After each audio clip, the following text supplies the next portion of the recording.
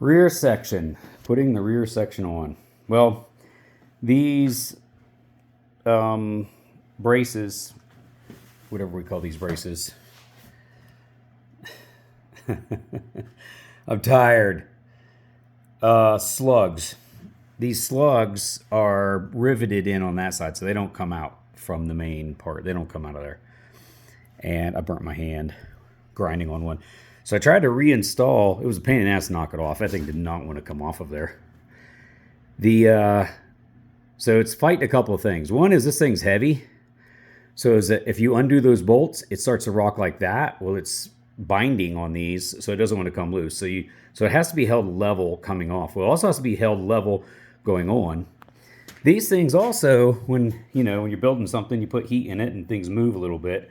They're spread out just a scotch. And they're spread out to where they don't want to go in the receivers without me ratchet strapping them together. And it's only like 1/16 of an inch. And that's not a lot. But so I have to ratchet strap them to get them together to get on. And this thing is deceptively heavy, even though it's got everything off there.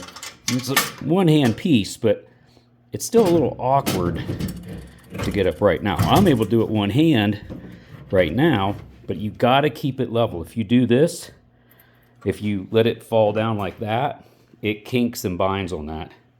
So what has to happen is it has to come up and level, and then rubber mallet back here or in there or right there, and nowhere else really to hit it with the mallet. Rubber mallet and get it closed up on. Of course, you're going to get it a little bit tightened up. You're going to have to take the ratchet strap off and then finish it off. It's definitely a pain in the ass.